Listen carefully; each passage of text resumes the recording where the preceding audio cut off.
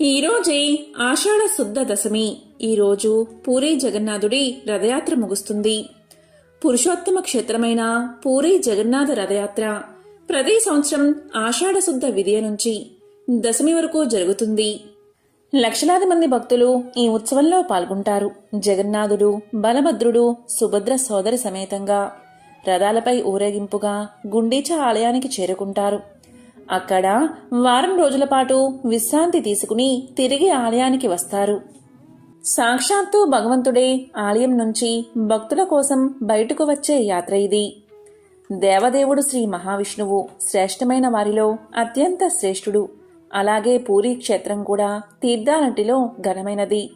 వర్ణాలన్నిటిలో బ్రాహ్మణులు, పక్షుల్లో వైనతేయుడు, గరుత్మంతుడు ఎంతటి గొప్పవారో అదేవిధంగా ఈ పురుషోత్తమ క్షేత్రం తీర్థాలన్నిటిలో శ్రేష్టమైనదై ఉంది. భువిలో ఈ క్షేత్రానికి సాటి వేరొకటి లేదు. భూమిపై స్వర్గంగా ప్రఖ్యాతి చెందిన ఈ తీర్థాన్ని దేవతలు కూడా ఎప్పుడోగాని పొందలేరని బ్రహ్మ పురాణం కీర్తించింది. ఆ జగన్నాథుడి లీలలు తెలిపే ఒక విశేషమైన కథను ఇప్పుడు విందాం. విరాకి సోర రాజ పాలనలో మహారాష్ట్ర నుంచి కర్మబాయి అనే ఒక సాధువు ఉండేది. ఆమె శ్రీకృష్ణుడి పట్ల చాలా భక్తి కలిగి ఉండేది. ఆమెకు కొడుకు లేడు. ఆమె గురువు సూచన మేరకు ఆమె కృష్ణుణ్ణి తన కొడుకుగా అంగీకరించి పూరీలో నివాసం ఉండేది. ప్రతిరోజు ఆమె ఉదయాన్నే నిద్రలేచి కృష్ణుడికి కిచిడీ భోజనం వండడం ప్రారంభించేది. ఆమె దాన్ని హృదయపూర్వకంగా చాలా భక్తితో చేస్తూ ఉండేది. చిన్న పిల్లవాడి రూపంలో జగన్నాథుడు ప్రతిరోజు కర్మబాయి సమర్పించిన కిచిడీని స్వీకరించడానికి ఆమె ఇంటికి వచ్చేవాడు. కర్మబాయి దానిని తన కృష్ణుడి ముందు అర్పించేది. అలాగే స్వామి చిన్న పిల్లవాడిగా వచ్చినప్పుడు ఆ చిన్న పిల్లవాడికి కిచిడీని పెట్టేది కర్మబాయి. ఆ బాలుడు కిచిడీ రుచి చూసేవాడు. ఇలా కొంతకాలం గడిచింది. ఒకసారి ఆమె గ్రామానికి వచ్చిన ఒక సాధువు కర్మబాయిని చూస్తాడు. ఆమె నిత్యం చేసే పనులను పరీక్షిస్తూ ఉంటాడు ఆ సాధువు. కర్మబాయి ఉదయం లేచి భగవంతుడికి వండడం ప్రారంభిస్తుంది. ఆపై ఒక చిన్న పిల్లవాడు వచ్చి ఆ కిచిడీ తింటాడు. సాధువు కర్మబాయి పద్ధతులను సరిదిద్దాలని కోరుకుంటాడు. సాధువు కర్మబాయితో ఇలా చెప్తాడు, నీవు ఇలా చేస్తే కుదరదు. నీవు ఉదయాన్నే లేచి ఈ ప్రదేశాన్ని శుభ్రం చేసి నీవు స్నానం చేసి ఆ తర్వాతే జగన్నాథుడికి కిచిడిని సిద్ధం చెయ్యి. లేకపోతే ఆ జగన్నాథుడు అపరిశుభ్రంగా ఉన్న తయారు చేస్తున్న ఆ కిచిడీని నైవేద్యంగా అంగీకరించడు అని చెబుతాడు సాధువు. ఇక సాధువు సలహా మేరకు కర్మబాయి ఉదయాన్నే లేచి మొహం కడుక్కుని ఇల్లు శుభ్రం చేసుకుని స్నానం చేసి చాలా ఆలస్యమయ్యాక కిచిడీని సిద్ధం చేస్తుంది. ఆ సమయానికే ఆ చిన్న పిల్లవాడు వేచి ఉంటాడు. అతను ఇలా పలుకుతాడు, అమ్మా, మీరు కిచిడీని ఎప్పుడు సిద్ధం చేస్తారు? నేను వెళ్ళాలి. అందరూ నా కోసం ఎదురు చూస్తున్నారు అని పలుకుతాడు. దాంతో కర్మబాయి త్వరగా కిచిడీని సిద్ధం చేసి కృష్ణుడికి అర్పించి ఆపై చిన్న పిల్లవాడి కోసం తీసుకువస్తుంది. ఇక చిన్న పిల్లవాడి రూపంలో ఉన్న జగన్నాథుడు ఆకలితో ఉంటాడు. దాంతో ఆ కిచిడీని త్వరగా తినేస్తాడు. వెంటనే తినడం ముగించి చేతులు నోరు కడుక్కోకముందే ఆలయంలో దర్శనానికి సమయం ఆసన్నమైనది అని త్వరగా ఇంటి నుంచి బయలుదేరి ఆలయానికి వెళ్ళిపోతాడు. ఇక పూజారి మందిరం తెరిచి జగన్నాథుణ్ణి చూడగానే ఆ జగన్నాథుడి నోటి చుట్టూ కిచిడీ ఉండడం గమనిస్తాడు. దీంతో పూజారి ఎంతగానో ఆశ్చర్యపోతాడు. మనం ఈరోజు ప్రభువుకు కిచిడీ సమర్పించలేదు కదా, మరి ఆయన నోటి చుట్టూ కిచిడీ ఎలా వచ్చింది అని అంటాడు పూజారి. ఇక జగన్నాథుడు ఆ సాధువు కల్లో కనిపించి ఇలా పలుకుతాడు, సాధువు, నేను చెప్పేది విను. కర్మబాయి ఇంతకు ముందు చేస్తున్నదంతా మంచిదే. నీవు చెప్పిన విధానాన్ని ఆమె అనుసరించాల్సిన అవసరం లేదు. నేను కేవలం భక్తిని మాత్రమే చూస్తాను అని చెప్తాడు. ఇక కర్మబాయి ఎప్పటిలాగే కిచిడీ నైవేద్యాన్ని తయారు చేసి ఆ స్వామికి సమర్పిస్తుంది. ఆ రోజు నుంచి జగన్నాథుడి కోసం పూరీలో కిచిడీ తయారు చేసి ప్రతిరోజు నైవేద్యంగా పెడతారు. దీనినే కర్మాబాయి కిచిడి అంటారు. నేటికి దేవతలకు ఉడికించిన బియ్యం నైవేద్యం పెట్టే మట్టి కుండను బాయి హుండీ అని పిలుస్తారు. సాధారణంగా ఏ ఆలయంలో అయినా భగవంతుడు భార్యా సమేతుడై కొలువుతీరి ఉంటాడు. కానీ పూరీ క్షేత్రంలోని జగన్నాథుడు మాత్రం తన సోదరుడు బలభద్రుడితోనూ సోదరి సుభద్రతోనూ కొలువుతీరి సేవలు అందుకుంటూ ఉంటాడు. ప్రపంచంలో అత్యంత పురాతనమైన వేడుక రథయాత్ర. ఎన్ని వేల సంవత్సరాల క్రితం ఈ రథయాత్ర ప్రారంభమైందో కూడా ఇప్పటికీ ఎక్కడా స్పష్టంగా లేదు. అందుకే బ్రహ్మ పురాణం, పద్మ పురాణం, స్కాంద పురాణంలో కూడా జగన్నాథుడి రథయాత్రకు సంబంధించిన ప్రస్తావన ఉందని పండితులు చెబుతున్నారు. ఒడిశాలోని పూరీ పట్టణంలో ఉన్న ఈ ఆలయం భారతదేశ ప్రముఖ పుణ్యక్షేత్రాల్లో ఒకటి. పూరీ జగన్నాథస్వామి పుణ్యక్షేత్రం నీలాద్రి కొండపై ఉంటుంది. దీనికే నీలాచలం, నీలగిరి, నీలాద్రి అని పేరు. బంగాళాఖాతం తీరంలో వెలిసిన ఈ పుణ్యక్షేత్రంలో స్వామివారి విగ్రహం వేపదారుతో ఉన్న శిల్పం. వేప చెట్టు చెక్కతో శ్రీకృష్ణ, బలరామ, సుభద్రల విగ్రహాలు ఉంటాయి. 12 ఏళ్లకొకసారి కొత్తదారు విగ్రహాలను తయారు చేసి ప్రతిష్ఠ చేస్తారు. మరి స్వామికి సంబంధించిన విశేషమైన కథ ఏంటో ఇప్పుడు విందాం. శ్రీకృష్ణుడి నిర్యాణం తర్వాత అంత్యక్రియలు జరిగినప్పుడు పార్థివ శరీరంలో నాభి భాగం కాలలేదు. ఆ భాగాన్ని సముద్రంలో పారవేశారు. అది కొంతకాలానికి సముద్రంలో నల్లటి విష్ణుమూర్తి శిలగా మారిపోయింది. విశ్వసముడు అనే సవరజాతికి చెందిన గిరిజనుడికి ఈ శిల దొరికింది. ఈ విగ్రహాన్ని నీలమాధవుడి పేరుతో ప్రతిష్ఠించి విశ్వసముడు పూజలు చేస్తూ ఉండేవాడు. అతను సమర్పించే అన్నాన్ని, పళ్లను విష్ణుమూర్తి మానవ రూపంలో వచ్చి తినేవాడు. అంటే అడవిలోని ఒక రహస్య ప్రదేశంలో ఉన్న ఈ జగన్నాథుణ్ణి గిరిజనుల రాజైన విశ్వావసుడు పూజించేవాడన్నమాట. ఈ విషయం నారదుడి ద్వారా తెలుసుకున్న ఇంద్రద్యుమ్న మహారాజు ఆ రహస్యాన్ని కనిపెట్టడానికి విద్యాపతి అని బ్రాహ్మణ యువకుణ్ణి అడవికి పంపించాడట. ఆ విధంగా వెళ్లిన ఆ బ్రాహ్మణ యువకుడు గిరిజన రాజైన విశ్వావసుడి కూతురైన లలితను ప్రేమించి పెళ్లాడతాడు. అల్లుడు మామగారిని పదే పదే ఆ జగన్నాథ విగ్రహాన్ని చూపించమని ప్రాధేయపడతాడు.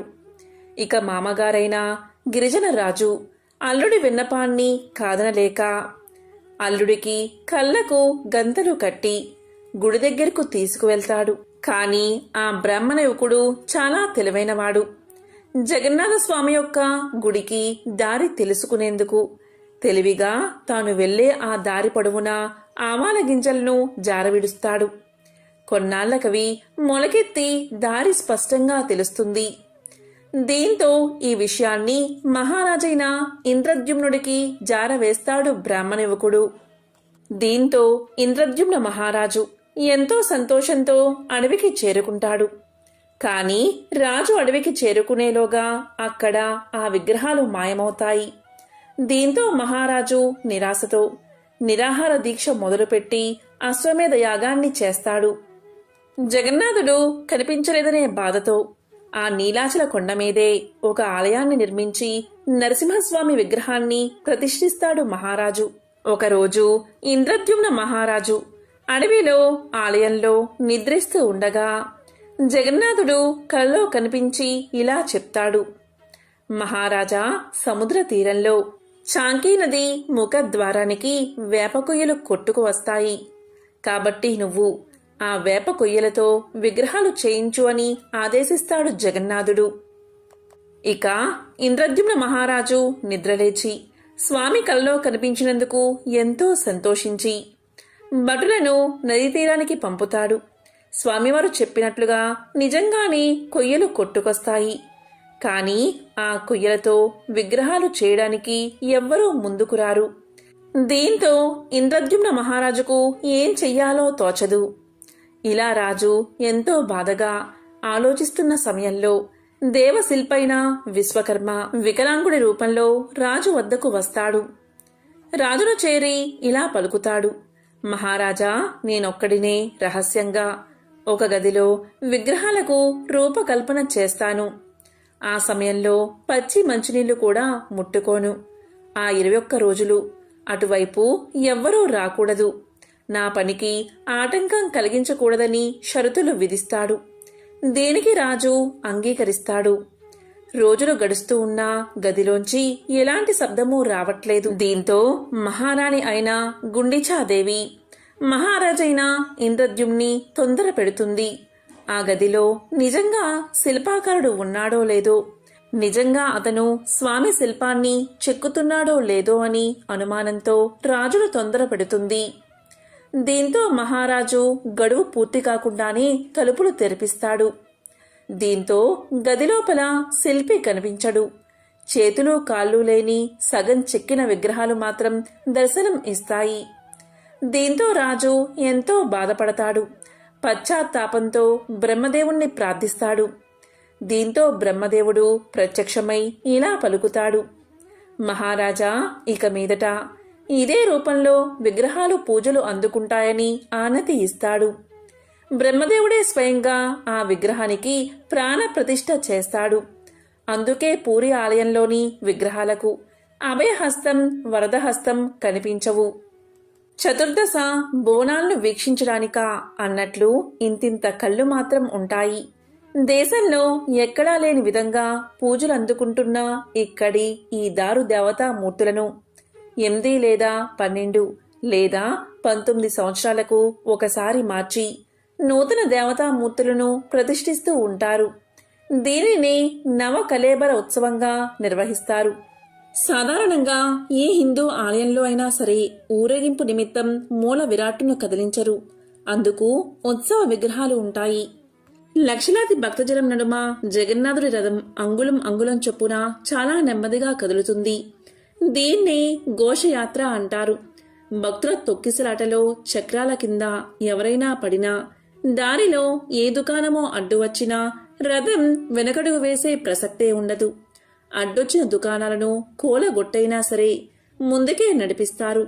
ఈ యాత్ర ఎంత నెమ్మదిగా సాగుతుందంటే జగన్నాథుడి గుడి నుంచి కేవలం 3 మైళ్ళ దూరంలో ఉండే గుండిచా గుడికి చేరుకోవడానికి దాదాపు 12 గంటల సమయం పడుతుంది. గుండిచా ఆలయానికి చేరుకున్నాక ఆ రాత్రి బయటే రథాల్లోనే మూల విరాట్లకు విశ్రాంతినిస్తారు. మర్నాడు ఉదయం మేళ తాళాలతో గుడిలోకి తీసుకువెళ్తారు. వారం రోజుల పాటు గుండిచాదేవి ఆతిథ్యం స్వీకరించిన తరువాత దశమి నాడు తిరుగు ప్రయాణం మొదలవుతుంది. దీన్ని బహుదా యాత్ర అంటారు. ఆ రోజు మధ్యాహ్నానికి 3 రథాలు జగన్నాథ ఆలయానికి చేరుకుని గుడి బయటే ఉండిపోతాయి. మర్నాడు ఏకాదశి నాడు స్వామివార్లను బంగారు ఆభరణాలతో అలంకరిస్తారు. ద్వాదశి నాడు విగ్రహాలను మళ్లీ గర్భగుడిలోని రత్న సింహాసనంపై అలంకరించడంతో ఈ యాత్ర పూర్తవుతుంది. ఈ యాత్ర పేరిట 10 రోజులుగా స్వామిలేని ఆలయం నూతన జవజీవాలు పుంజుకుని కొత్త కళను సంతరించుకుంటుంది. ఇటువంటి ఎన్నో విశిష్టతలు, భిన్న సంస్కృతులు, సాంప్రదాయాలు కలగలిసిన ఈ పూరి జగన్నాథుడి ఆలయాన్ని ఏటా ఎన్నో లక్షల మంది సందర్శిస్తారు. జగన్నాథుడు అంటే లోకానికి నాథుడు అని అర్థం. ఈ రోజే శుక్రవారం లక్ష్మీదేవికి ఎంతో ప్రీతికరమైన రోజు. మరి ఈ రోజు ఈ కథను వింటే చాలు జన్మల పాపాలు తొలగి కోటి జన్మల పుణ్యం వస్తుంది. సకల శుభాలు కలుగుతాయి. పూర్వకాలంలో పుండరీకుడు అనే పేరుగల ఒక బ్రాహ్మణుడు ఉండేవాడు. పుండరీకుడు సంపన్న కుటుంబంలో పుట్టినవాడు. ఉపనయనం సులక్షంగా అయిన తర్వాత యథావిధిగా బ్రహ్మచర్యాన్ని పాటిస్తూ సమర్థులైన ఉపాధ్యాయుల వద్ద వేదశాస్త్ర అధ్యయనం చేశాడు. చక్కని తెలివితేటలు ఉన్నవాడు. అచిరకాలంలో వేదాధ్యయనం, శాస్త్రపాఠం ముగించుకుని వేద శాస్త్రాలలో అర్ధ నిర్ణయం చెయ్యగల విద్వాంసుడు ఇంటికి వచ్చాడు. తల్లిదండ్రులు విద్యావంతుడు, యుక్త వయస్కుడు అయిన కొడుకును గృహస్థుణ్ణి చేద్దామని సంకల్పించి తమ అభిప్రాయాన్ని కొడుకుకు తెలియచేశారు. దానికి అతను తొందరపడకండి, చెప్తాను అని ఒక ఏకాంత ప్రదేశంలో కూర్చుని మానవ జీవితాన్ని విమర్శించుకున్నాడు. ఆ యువకుని దృష్టిలో సంసారం గచ్చ పొదలా తోచింది. తల్లిదండ్రులను, అన్నదమ్ములను, మిత్రులను అందర్నీ గడ్డి పోచలాగా విడిచిపెట్టి ఇల్లు వదిలి దేశ సంచారానికి ఉపక్రమించాడు. అక్కడా ఇక్కడా దొరికిన కాయా కసారు తింటూ, కడుపు చిచ్చు చల్లార్చుకుంటూ నీటి బుడగ వంటి ఈ జీవితాన్ని ఎవడు నమ్మమన్నాడు? క్షణక్షణానికి మారిపోయే శరీర స్థితిని నమ్మి బతకడం మతిమాలిన పని అని పురాణం చెప్పిన ప్రకారం నేలపై గల తీర్థాలు సేవించాలని నిశ్చయించుకున్నాడు. గంగా, యమున, గోదావరి మొదలైన నదులలో మునిగి క్షేత్రాల్లో నివసించి ఆయా దేవతలను దర్శించి సాత్విక ఆహారం ఆరగిస్తూ అలా తిరిగి తిరిగి సాలగ్రామం అనే పుణ్యక్షేత్రానికి చేరాడు. అక్కడి భక్తులను, పుణ్యజలాన్ని చూసి ముచ్చటపడ్డాడు. ఇది నా నిర్ణయానికి అనుగుణంగా ఉందని బస ఏర్పాటు చేసుకున్నాడు. తాను గురువుల వల్ల తెలుసుకున్న ప్రకారం ప్రాణాయామం మొదలుగా యోగ శాస్త్రం ఆచరణలో పెట్టి తీర్థస్నానం, భగవద్ధ్యానం సకాలానికి చేస్తూ చాలా కాలం వెల్లించాడు. అలా ఉండగా ఒకనాడు నారద మహాముని అక్కడకు వీచ్చేశాడు.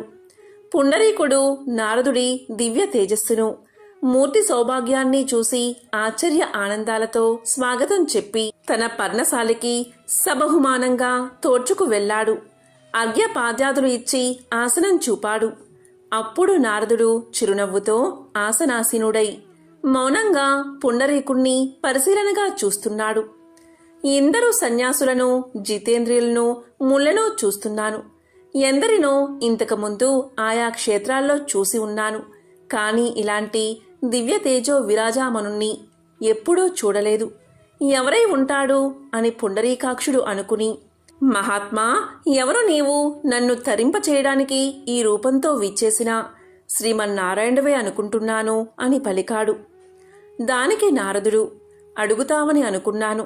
నన్ను నారదుడు అని అంటారందరూ. నిన్ను చూద్దామనే వచ్చాను. శుద్ధ బుద్ధిగల భక్తుణ్ణి చూస్తే పుణ్యం వస్తుందని భగవంతుడే అన్నాడు అని చిరునవ్వుతో పలికాడు నారదుడు. నారదుని మాట వినగానే లేచి పుండరీకుడు 2 చేతులు జోడించి నమస్కారం చేసి ఇలా పలికాడు. కృతార్థున్నయ్యాను మహానుభావా, నీ దర్శనం దైవ దర్శనమే. నా మనవి విను. పరమార్థ సాధనకు ప్రధానమైన సాధనమేదో సెలవిచ్చి నన్ను ధన్యుణ్ణి చేయవలసిందని ప్రార్థిస్తున్నాను అని అనగా, దానికి నారదుడు, పుండరీక కూర్చో చెప్తాను అన్నాడు. పుండరీకుడు పరమానందంగా కూర్చున్నాడు. పరమార్థ జ్ఞాన విషయం నారదుడు ఇలా చెప్పాడు. పుండరీక, శాస్త్రాలు అని చెప్పిన కర్మలు చాలానే ఉన్నాయి. అలాగే ధర్మ మార్గాలు కూడా ఉన్నాయి. ఈ జగమంతా అవ్యక్తమైన ఆది పదార్థం నుంచి పుడుతుంది. అందే లీనమవుతుందని వేత్తలు చెప్తున్నారు. ఒక్కొక్కరు ఒక్కో విధంగా చెప్పిన మతము ఉంది. అదంతా అలా ఉండని, అదంతా సమన్వయం చేసి ఒకప్పుడు మా నాయన నాకు చెప్పింది పరమ గోప్యమైన ఆధ్యాత్మిక విషయం. సంసార బంధం నుంచి విడుదల కలిగించేది చెప్తాను. విను శ్రద్ధగా పుండరీక. నారాయణుడే పరబ్రహ్మ, నారాయణుడే పరతత్వం, నారాయణుడే పరంజ్యోతి, నారాయణుడే సర్వజీవుల ఆత్మ, నారాయణుడే పరమాత్మ. ఈ జగత్తును లోపల పైన వ్యాపించి ఉన్నది నారాయణుడే. నమో నారాయణ అనేది ప్రణవపూర్వకంగా నిశ్చలమైన మనస్సుతో నిత్యము ధ్యానం చేస్తూ జపిస్తే చాలు. అదే పరమజ్ఞానం. ఇంతకంటే పరమార్థాన్ని తెలిపేది లేదు, పరమార్థమూ లేదు అని శాస్త్రాలను, అన్ని మతాలను, అందరూ శాస్త్రకారుల వాక్కులను పరిశీలించి నేను చెప్పేది ఇది ఒక్కటే. పుండరీక, అదా ఇదా అని భ్రాంతిని కలిగించే శాస్త్ర వాక్కులను మర్చిపో. నారాయణ్ణి నమ్మి మనసారా ధ్యానించు. అలా ప్రవర్తిస్తే త్వరగా విష్ణు సాయుధ్యాన్ని పొందుతావు. మళ్ళీ చెప్తున్నాను విను. ఓం నమో నారాయణాయ అనే మంత్రమే సర్వార్థ సాధకం. వస్తాను అని బోధించి నారదుడు వెళ్ళిపోయాడు. ఇంకా చెప్పేదేముంది? పుండరీకుడు నారాయణ మంత్ర జపంలో, నారాయణ నామస్మరణలో 2వ నారదుడు అయిపోయాడు. సర్వ జగత్తును విష్ణుమయంగా భావించి ధ్యానించి అచిరకాలంలో చరితార్థుడు అయ్యాడు. శాలిగ్రామ క్షేత్రంలో చిరకాలం తపస్సు చేశాడు. శ్రీహరి గురించి అతని తపస్సుకు సంతృప్తుడై పుండరీకాక్షుడు పుండరీకుని అక్షుర సఫలం అయ్యేటట్లు దర్శనం ఇచ్చాడు.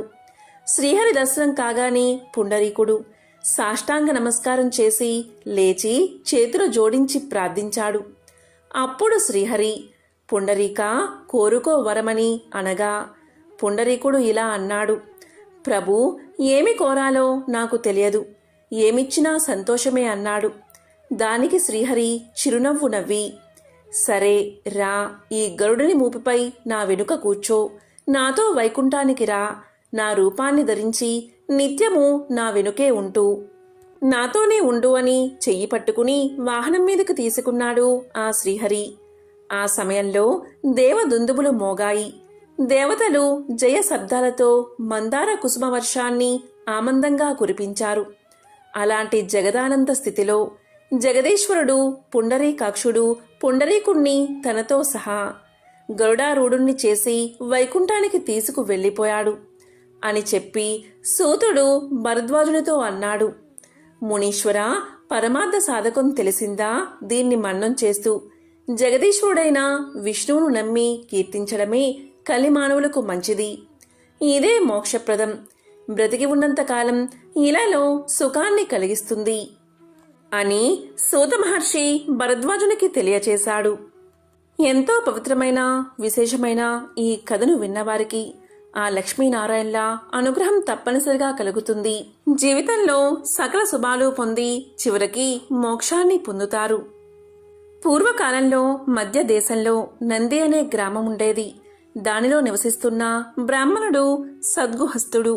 వేదాలు శాస్త్రాలు వల్లించడమే కాదు, అవి చెప్పిన ధర్మాలను యథాశక్తిగా ఆచరణలో చూపుతున్న కర్మిష్టి, నిత్యాగ్నిహోత్రి, అతిథులను అభ్యాగతులను ఆదరిస్తూ వారిని నరసింహస్వామిగాని భక్తితో ఆరాధిస్తూ ఉండే జ్ఞాని. అతని పేరు కశ్యపుడు. అతని ఇల్లాలు అతనికి తగిన బుద్ధిమంతురాలు. ఇల్లాండ్రకు మేల్బంతిగా ఆ ఇంటిని చెప్పాలి. ఆచారానికి కుదురు. పతినే దైవంగా భావిస్తూ పతి శుశ్రూష తప్పక, ఏ పనిలోనూ సోమరతనం లేక పతి ఆజ్ఞకు కట్టుబడి ఈ ఇంటిని పాల సముద్రంగా చేసుకున్న గృహలక్ష్మి. ఆ ఇల్లాలి పేరే సావిత్రి. ఇక నంది గ్రామానికి ఆమడ దూరంలో ఒక చిన్న గ్రామం ఉంది. ఆ గ్రామంలో యజ్ఞశర్మ అనే బ్రాహ్మణుడు నివసిస్తూ ఉండేవాడు. బాగా చదువుకోకపోయినా పురోహిత వృత్తికి తగిన స్మార్త ప్రక్రియ చేయించడానికి తగినంత చదువు కలవాడు. ఆ ఇంట ఈ ఇంట పొరుగు ఊళ్ళల్లో నోములు వ్రతాలు చేయిస్తూ వాటితో వచ్చే బియ్యం పిండే తెచ్చి భార్యకి ఇస్తూ కాలాన్ని వెళ్ళిస్తున్నాడు. చెప్పవలసి వస్తే బీదవాడనే చెప్పాలి. అతని భార్య పేరు రోహిణి. ఆమె సర్వ శుభలక్షణాలు కల బుద్ధిమంతురాలు. ఏ దశలోనూ పతికి వ్యతిరేకంగా మాట్లాడి ఎరగని సాధ్వి. పతి సేవ గృహ జీవనానికి నావ అని త్రికరణ శుద్ధిగా నమ్మి అలాగే నడుస్తున్న ఇల్లాలు. ఆ దంపతులకు కలగక ఒక కొడుకు కలిగాడు. వానికి యజ్ఞశర్మ జాతకర్మ నామకరణం సక్రమంగా చేసి దేవశర్మ అనే పేరు పెట్టాడు. పిల్లవాడు చక్కగా పెరిగి 5 ఏళ్లు కాగానే, అక్షరాభ్యాసం 7 ఏళ్లు రాగానే ఉపనయనం చేశాడు. ఆకస్మికంగా యజ్ఞశర్మ కన్ను మూశాడు. కొడుకు తల్లి అనాథ జీవులు అయ్యారు. కొడుకు తల్లిని ఓదార్చి వారిని వీరిని దారిభత్యం యాచించి కాశీ, గయ, ప్రయాగ మొదలైన పుణ్యక్షేత్రాలకు వెళ్లాడు. తండ్రికి యథావిధిగా పౌరలౌకిక క్రియాకాండ నిర్వర్తించాడు. అలాగే దేశాటనం చేసి నంది గ్రామానికి వచ్చి అక్కడ ఊరి బయట ఒక దేవాలయంలో ఉంటూ జపం తపం చేస్తూ ఉన్నాడు. అనుష్ఠానం అయ్యాక గ్రామంలోకి వెళ్ళి ఏ ఇల్లాలో ఆదరించి పెట్టిన భిక్షాన్నంతో ఆకలి తీర్చుకుంటూ కాలక్షేపం చేస్తున్నాడు. తదేక దీక్షగా జపతపాలు సాగిస్తున్నాడు. ఒకనాడు చెరువులో అతను స్నానం చేసి ఆలయం ఆవరణలో ఉన్న చెట్టు కింద కట్టుబట్ట ఆరవేసి జపానికి కూర్చున్నాడు.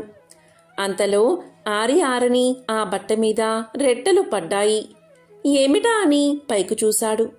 కొమ్మ మీద తెల్లని కొంగ, నల్లని కాకి.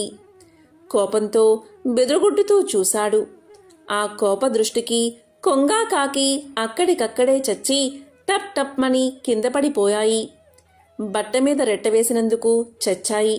చావని అని మొదట సంతోషించాడు. కాని క్షణకాలమయ్యాక అయ్యో నోరెరగని పక్షులు నా కోపాగ్నికి ఆహుతి అయిపోయాయే అని ఎంతో బాధపడ్డాడు. ఒక కర్ర తెచ్చి ఆ రెండిటిని దూరంగా పారేసి చెరువులో కట్టుబట్టను శుద్ధి చేసి స్నానం చేసి ఆలయానికి వచ్చాడు. దీంతో మిట్ట మధ్యాహ్నం అయిపోయింది. భిక్షాటనకి గ్రామానికి వెళ్ళాడు. సరాసరి కశ్యపుని ఇంటి ముందుకు వెళ్ళి భవతి భిక్షాందేహి అని కేకవేశాడు. అదే సమయంలో కశ్యపుడు ఊరి నుంచి ఇంటికి వచ్చి లోపలికి వెళ్ళాడు. ఇక సావిత్రి భిక్షకుని కేక విన్నదే కాని పతికి సేవ చేయక ఏ పని చెయ్యని ప్రతివ్రతారత్నం కదా, కనుక దేవశర్మకు ఆహారం పెట్టలేకపోయింది. పతికి స్నానం భోజనం వగైరా అంతా సక్రమంగా జరిపి ఆయన పడుకున్నాక ఒక విస్తరిలో ఆహార పదార్థాలు తెచ్చి తీసుకోవడుగా అని ఆదరంగా అన్నది. నేను ఎప్పుడో వచ్చి అన్నం అడిగాను, ఇంతసేపు నీ వాకిట నిలబెట్టి ఇప్పుడు తెస్తావా అన్నం అని దేవశర్మ రోషంతో మండిపడుతూ ఆ ఇల్లాల్ని కాల్చేస్తాను చూడు అన్నట్లు చురచురా చూడసాగాడు. తాను గొప్ప తపశక్తి కలవాడని గర్వం. అమాయకురాలు సావిత్రి పరమ పతివ్రత. వాడి చూపులకు జంకక నేను కొంగను కాకినీ కానయ్యా నీ కరుకు చూపులకు కాలి చావడానికి, తీసుకో భిక్ష తీసుకో అని చిన్న నవ్వు నవ్వి హేళనగా అన్నది. ఆ మాటకి దేవశర్మ గతుక్కుమన్నాడు. ఎక్కడో ఊరి బయట చెట్టు కింద జరిగిన విషయం ఇంట్లో ఉన్న ఈమెకి ఎలా తెలిసింది? ఈ పరోక్ష విషజ్ఞానం ఈ ఆడదానికి ఎలా వచ్చింది? ఈ ప్రశ్నతో వాడి ఆకలి అణిగిపోయి ఆశ్చర్యం తల మునకలు అయినది. కిమ్మనకుండా ఆహార పదార్థాలు తీసుకున్నాడు. తల వంచుకుని తిన్నగా తన విడిదికి వచ్చాడు. ఆకులో ఆహార పదార్థాలు గుమ్మరించి అన్నీ కలిపి ఒకసారి ఆరగించాడు. సరి అయిన చైతన్యం లేదు. అలాగే చెయ్యి నోరు కడుక్కున్నాడు. ఎండ చల్లబడిన తర్వాత మళ్లీ కశ్యపుని ఇంటికి వచ్చాడు. అప్పటికి కశ్యపుడు నిద్రలేచి పొలం పనిమీద వెళ్ళిపోయాడు. సావిత్రి ప్రాచీన పురాణ కథ ఏదో చదువుకుంటూ తీరుబాటుగా కూర్చుంది. అమ్మా అనే కేక వినగాని తాటాకు పొత్తం పదిలంగా కింద పెట్టి మెల్లమెల్లగా కలహంసిలాగా అడుగులు వేస్తూ వీధి వసారాలోకి వచ్చింది సావిత్రి. ఎదుట చేతులు జోడించి నిల్చున్న బ్రహ్మచారి దేవశర్మ. ఏమి వచ్చావు వడుగా అని ఆదరంగా అడిగింది.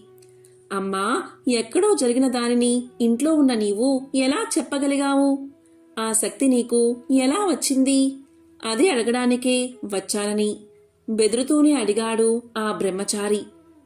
అదా చెప్పనా, పతిని ఆరాధ్య దైవంగా భావించి సేవించడం భార్యా ధర్మం. నేను ఆ ధర్మాన్ని ఏమరక నెరవేర్చుతూ ఉంటాను. దానివల్ల నాకు పరోక్ష విషజ్ఞానం కలిగింది.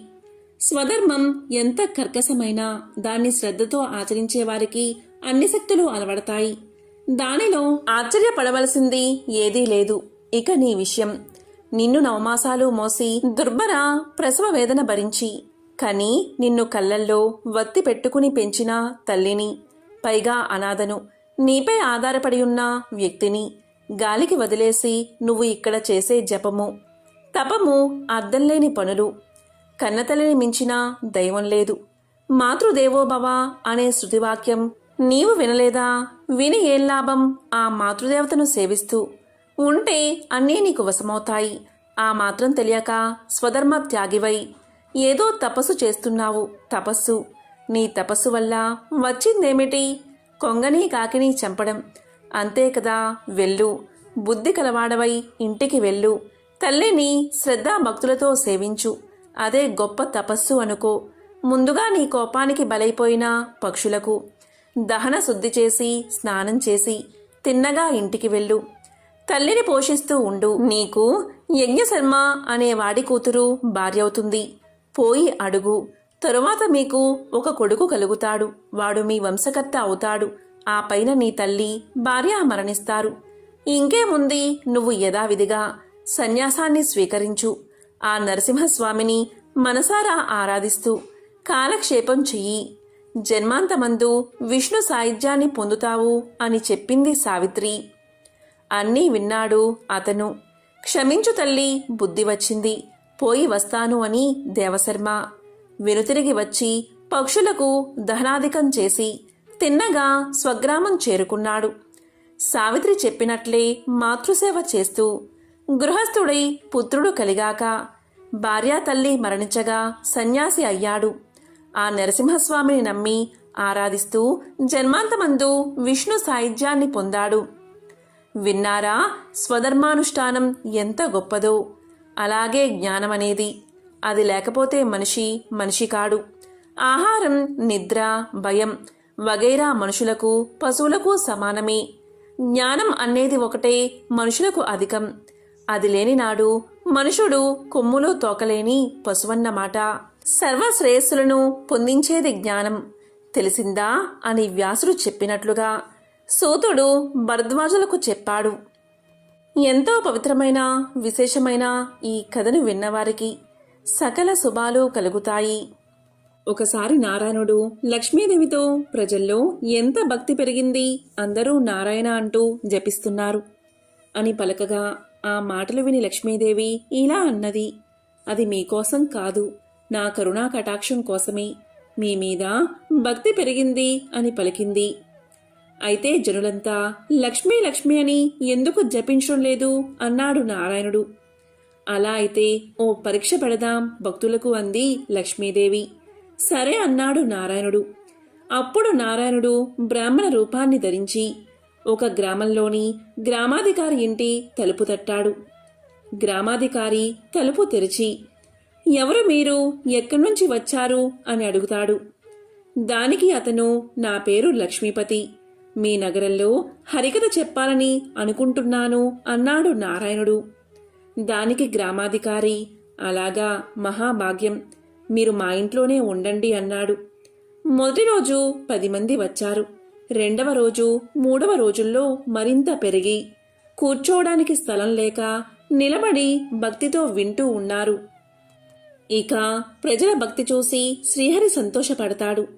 లక్ష్మీదేవి వృద్ధురాలిగా మారి ఆ గ్రామానికి వచ్చి ఇంటికి తాళం వేసి హరికథకు వెళ్తున్న స్త్రీతో, అమ్మా, దాహంగా ఉంది, కొంచెం నీళ్లు ఇవ్వమ్మా అని పలకగా దానికి ఆమె, అమ్మా, నేను హరికథ వినేందుకు వెళ్తున్నాను అని సమాధానం చెప్పింది. దానికి ఈమె, నాకు కొన్ని నీరు ఇవ్వు, నీకు అమితమైన పుణ్యం లభిస్తుంది అని అడగ్గా లక్ష్మీదేవి అడిగితే కాదనలేని ఆ స్త్రీ తాళం తీసి ఇత్తడి చెంబుతో నీళ్లు ఇచ్చింది. ఇక లక్ష్మీదేవి నీరు తాగి ఆ చెంబు తిరిగి ఆ స్త్రీ చేతికి ఇవ్వగానే ఆ చెంబు బంగారు చెంబుగా మారిపోయింది. అది చూసిన ఆ స్త్రీ ఆశ్చర్యపోయి 2 చేతులు జోడించి, ఎంత మహిమగల తల్లివి, నీకు ఆకలి వేస్తుందేమో, ఉండు అన్నం పెడతాను అని పలుకుతుంది. దానికి లక్ష్మీదేవి, లేదమ్మా, నాకు ఆకలి లేదు అంటూ అక్కడి నుంచి వెళ్ళిపోయింది. ఆ స్త్రీ హరికథకు వచ్చి ఈ సంగతి ఆమె చుట్టుపక్కల ఆడవారికి చెప్తుంది. దాంతో స్త్రీలందరూ మధ్యలోనే లేచి వెళ్ళిపోతారు. మరుసటి రోజు నుంచి హరికథకు వచ్చేవారి సంఖ్య గణనీయంగా తగ్గిపోతుంది. దీంతో లక్ష్మీపతి, భక్తుల సంఖ్య ఎందుకు తగ్గుతుంది అని అడిగాడు. ఎవరో ఒక మహిమగల తల్లి గ్రామానికి వచ్చింది. ఆమె ఎవరింటికైనా వెళ్ళి ఏ వస్తువుల్లో ఏమి తాగినా లేక తిన్నా ఆ వస్తువు బంగారంగా మారుతుంది అని పలికాడు గ్రామాధికారి. లక్ష్మీదేవి వచ్చిందని నారాయణుడికి అర్థమైంది. గ్రామాధికారి కూడా ఆ వృద్ధురాలి దగ్గరకు పోయి, అమ్మా, నేను హరికథ నిర్వహిస్తున్నాను, మీరు నా ఇంటిని ఎందుకు విడిచిపెట్టారు అని పలకగా లక్ష్మీదేవి, మీ ఇంటికే నేను మొదట వచ్చాను. మీ ఇంట్లో హరికథ చెప్పేవారు ఉండడంతో నేను రాలేదు. అతను వెళ్ళిపోతే నేను వస్తాను అని పలికింది. దీంతో గ్రామాధికారి, అమ్మా, నేనిప్పుడే వారికి ధర్మశాలలో గది ఇస్తాను అంటాడు. ఆ రోజు హరికథ పూర్తయిన తర్వాత లక్ష్మీపతి తన ఇంటికి వచ్చిన వెంటనే గ్రామాధికారి ఇలా పలికారు, మహారాజా, ఇక మీరు ధర్మశాలలో ఉండండి, అక్కడ అన్ని ఏర్పాట్లు పూర్తయ్యాయి అని పలికాడు. ఇంతలో లక్ష్మీదేవి వచ్చి గ్రామాధికారితో ఇలా అంటుంది, నాయనా, మీరు బయటకు వెళ్ళండి, నేను వారితో మాట్లాడుతాను అంటుంది. అప్పుడు లక్ష్మీదేవి శ్రీహరితో ఇలా పలుకుతుంది. ప్రభూ, ఇప్పుడైనా ఒప్పుకుంటారా? భక్తులు మీకోసం కాదు, నా కోసం మీ నామం జపిస్తున్నారని అంటుంది లక్ష్మీదేవి. దానికి నారాయణుడు, అవును, ఇదంతా నీ ప్రభావమే. కానీ నీవు నా కోసం వైకుంఠం విడిచి వచ్చావు. ఎక్కడ నా కథలు చెబుతారో అక్కడే నీవు నివాసం ఉంటావు అని నారాయణుడు వైకుంఠానికి బయలుదేరాడు. ఆ తరువాత ప్రతి ఒక్కరూ తమ ఇళ్లలోకి ఈ తల్లి రావాలని కోరుకుంటారు. కానీ లక్ష్మీదేవి అందరితో ఇలా చెప్తుంది, నేను కూడా వెళ్తున్నా. నారాయణుడు ఎక్కడ ఉంటే అక్కడే నా నివాసం. మీరు నారాయణుణ్ణి పంపించారు, అందుకే నేను కూడా ఆయన దగ్గరకు వెళ్ళిపోతున్నాను అని వైకుంఠం చేరుకుంది లక్ష్మీదేవి. ఎంతో పవిత్రమైన విశేషమైన ఈ కథలను విన్నా, చదివినా, చెప్పినా, వినిపించినా జన్మల పాపాలు తొలగి కోటి జన్మల పుణ్యం వస్తుంది, సకల శుభాలు కలుగుతాయి. ఓం శ్రీ మహాలక్ష్మియే నమః. ఓం శ్రీ మాత్రే నమః.